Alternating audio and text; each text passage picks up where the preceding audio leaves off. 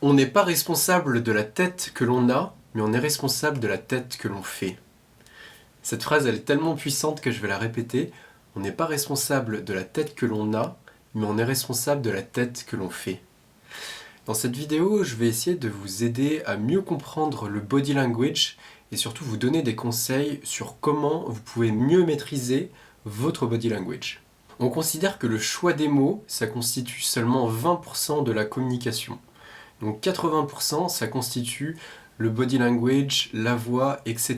Et donc c'est pourquoi c'est super important de maîtriser ce type de communication. Très souvent, le body language va nous révéler plus ce qu'une personne pense que les mots que la personne va employer dans son discours. Et donc c'est super important de comprendre le body language pour être sûr de ne pas révéler certaines choses qu'on ne voudrait pas partager et également pour mieux comprendre les autres.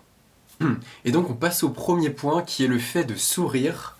Je vous recommande de sourire puisque tout le monde a envie de passer du temps avec des gens qui ont une énergie positive et surtout ça va impacter votre inconscient. Puisque notre cerveau est un peu bête, il pense que si on sourit, c'est qu'on est joyeux et il va relâcher des hormones du plaisir. Et donc en relâchant ces hormones de plaisir, on va réellement se sentir joyeux et on va sourire d'autant plus et donc ça va être un cercle vertueux.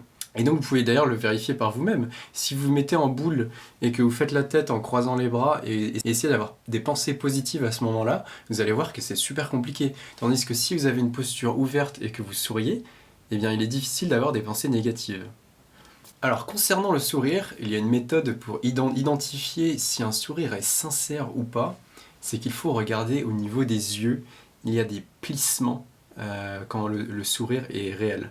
Tandis que quand c'est un sourire juste pour être poli, eh bien c'est seulement au niveau de la bouche, mais il va y avoir aucun pli au niveau des yeux. Par exemple, il y a quelques jours, Rafael Nadal a remporté son 21e Grand Chelem, et au moment de remporter la balle de match, enfin la balle de tournoi en l'occurrence, il était tellement joyeux et il souriait tellement qu'il avait 3 ou 4 lignes au niveau des yeux, tellement son sourire était fort.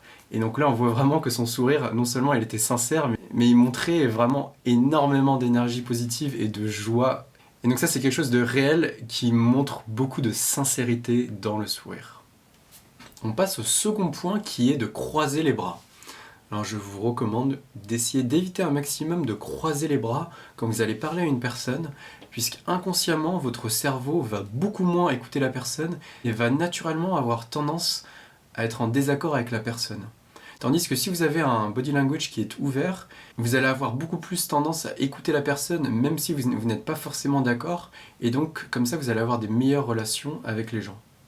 Puisque la personne avec qui vous échangez va se sentir beaucoup plus à l'aise.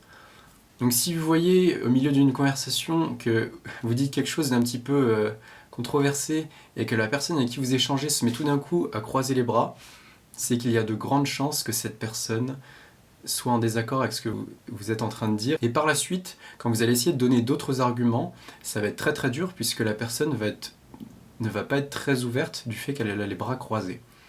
C'est un des signaux qui montre que la personne est en désaccord, mais c'est pas toujours le cas puisque ça peut signifier aussi que la personne a froid et que c'est une manière aussi de se réchauffer en se rapprochant les bras du corps. Ensuite, le troisième point que je voulais aborder avec vous, c'est l'importance d'essayer de se tenir droit. Il faut essayer de se tenir droit parce que ça montre du respect pour les autres et également ça va augmenter votre confiance en vous.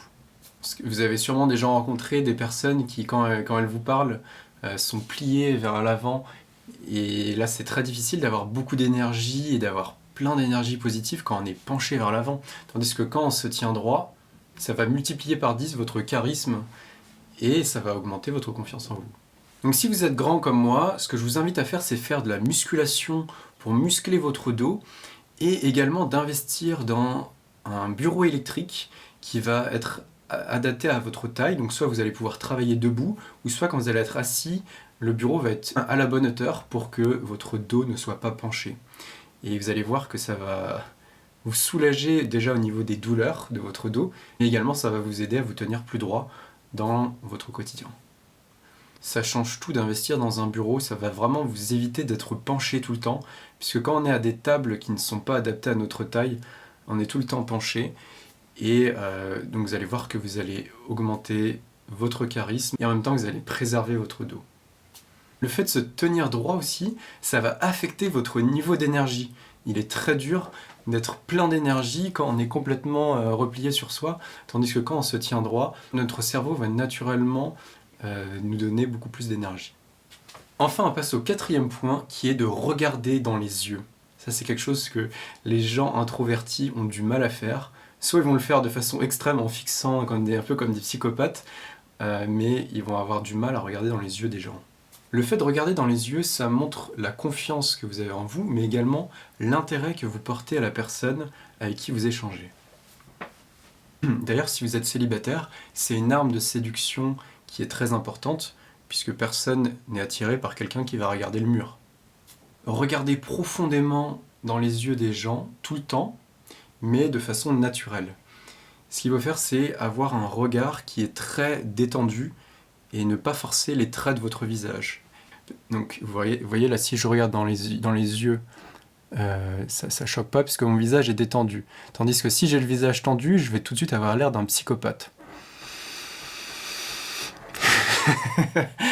Voilà. Voilà, c'est tout pour cette vidéo. J'espère que ça vous a plu. Donc pour rappel, je vous invite à essayer de sourire davantage, d'essayer d'avoir les bras ouverts quand vous parlez aux gens, et essayez de vous tenir droit et de regarder dans les yeux les gens.